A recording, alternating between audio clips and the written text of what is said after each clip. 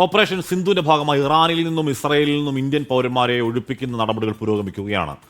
ഇറാനിലെ ഖ്വാമിൽ നിന്ന് 600ഓളം വിദ്യാർത്ഥികളെ മഷാദിൽ എത്തിച്ചിട്ടുണ്ട്. അവരെ ഉടൻ നാട്ടിലെത്തിക്കും. അച്യുതനാണ് ആ വാർത്തയുടെ വിവരങ്ങൾ വെച്ചിരുന്നത്. അച്യുതൻ, നേരത്തെ ഇറാനിൽ നിന്ന് മാത്രമാണ് ഒഴിപ്പിക്കൽ നടപടിയെങ്കിൽ ഇപ്പോൾ ഇസ്രായേലിലേക്കും അത് വ്യാപിപ്പിച്ചിട്ടുണ്ട്. അവിടുന്ന് ഒഴിഞ്ഞു വരാൻ ആഗ്രഹമുള്ളവർക്ക് ഒഴിഞ്ഞു വരാം എന്നാണ് പറയുന്നത്. അപ്പോൾ ആ നടപടികളൊക്കെ പുരോഗമിക്കുന്നത് എങ്ങനെയാണ്?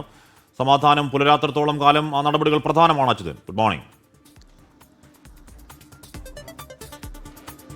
Good morning Hashmi, Pravitha. അതായത് ഇറാൻ ഇസ്രായേൽ സംഘർഷ സാഹചര്യങ്ങൾ കൂടുതൽ വഷളായതോടുകൂടിയാണ് ഇന്ത്യൻ പൗരന്മാരെ ഒഴിപ്പിക്കുവാനുള്ള നടപടികൾ, ഇരു രാജ്യങ്ങളിൽ നിന്നും ഒഴിപ്പിക്കാനുള്ള നടപടികൾ വിദേശകാര്യ മന്ത്രാലയം സ്വീകരിച്ചത്. ആദ്യം ഇറാനിലാണ് ആ ഒരു നടപടിക്ക് തുടക്കം കുറിച്ചത്. ടെഹ്റാനിൽ നിന്ന് ഈ ഇന്ത്യൻ പൗരന്മാരെ ഒഴിപ്പിക്കുന്ന നടപടികൾ ആരംഭിച്ചതിൽ ആദ്യം വിദ്യാർത്ഥികളെയാണ് ഒഴിപ്പിച്ചത്. അവരെ അർമേനിയയിലേക്ക് എത്തിക്കുകയും തുടർന്ന് വിമാനമാർഗം ആണ് ആ ഡൽഹിയിൽ ഇന്നലെ ആദ്യ സംഘം എത്തുന്നത്.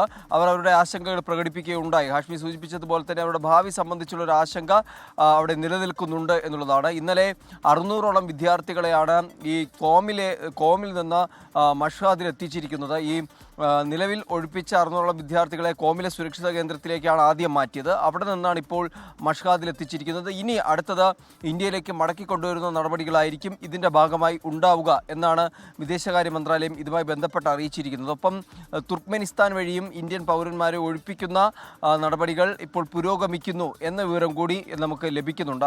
ആ ഒരു സാധ്യത കൂടി തേടുകയാണ്. അതായത് നിലവിൽ ഈ സംഘർഷം ഇന്ത്യൻ പൗരന്മാരെ ബാധിക്കാത്ത രീതിയിൽ എത്രയും വേഗത്തിൽ പൗരന്മാരെ മടക്കിക്കൊണ്ടുവരിക എന്നൊരു നീക്കമാണ് വിദേശകാര്യ മന്ത്രാലയത്തിൻ്റെ ഭാഗത്തുനിന്ന് ഉണ്ടായിരിക്കുന്നത്.